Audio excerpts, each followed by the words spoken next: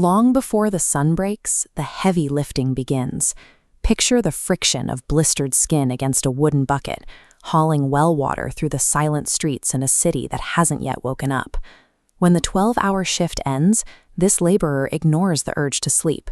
He sits in the low light of a clay lamp, fighting off hunger to study philosophy. This is Cleanthes of Assos. While others debated Stoicism in comfortable gardens, Cleanthes proved the philosophy through the daily weight of his own survival. Intellectual mastery grows in the space between physical depletion and mental inquiry. The deepest insights often come to those who have no energy left for pretension.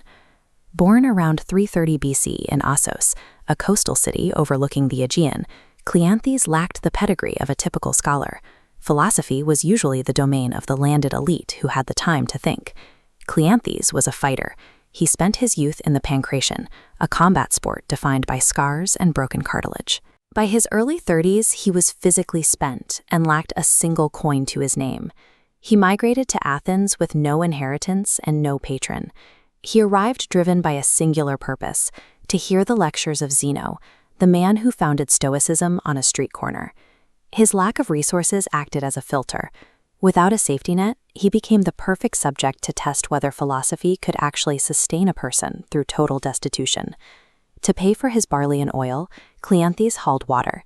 He spent 12 hours performing the most grueling labor in Athens, then walked straight to the painted porch to study until midnight.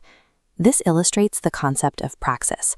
Theoretical knowledge remains fragile because it exists only in the mind. Praxis is knowledge tested by external friction, the daily choice to remain calm and focused, despite a body that is screaming for rest. Zeno watched this silent student for years. He noticed that while other students complained about the heat or their seating, the water carriers simply listened and practiced. Zeno understood that true Stoicism requires a stress test. A philosophy that only works when you are comfortable is just a hobby. It must be proven against the demands of survival. When Zeno died, the succession was unexpected. The wealthy students stepped aside, and the water carrier took the lead of the Stoic school. The students deferred to him because they recognized the difference between quoting a master and becoming one. Cleanthes was the living evidence of the school's core curriculum. Despite gaining the authority of a headmaster, he refused to change his routine. He maintained his simple diet and his physical discipline, proving that his character was not tied to his bank account. The training worked. He remained unchanged by his sudden rise in status, proving that the mind can remain steady whether it is subjected to poverty or power. Cleanthes' legacy is captured in his Hymn to Zeus. These words carry weight because they were written by a man who spent decades doing manual labor, not someone insulated by a library. In this hymn, he aligned his choices with the unavoidable flow of the universe.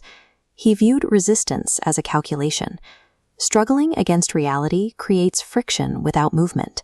Accepting what he couldn't change conserved energy for what he controlled, his judgment. We believe him because his acceptance was tested. His philosophy wasn't a way to hide from the world, but a way to navigate it without being crushed by its weight. By the end of his life, Cleanthes owned nothing. He had no property and no servants. Yet his contemporaries described a man of profound and genuine happiness. He offered a final proof. External things like wealth, reputation, and comfort are irrelevant to peace. Only the quality of your character dictates the quality of your life. Modern life focuses on external markers: the car, the title, the validation of strangers. Cleanthes suggests we are looking in the wrong direction. True human power is found in the training of the mind. When you master your own judgment, you achieve a state where your surroundings no longer have the power to dictate your peace.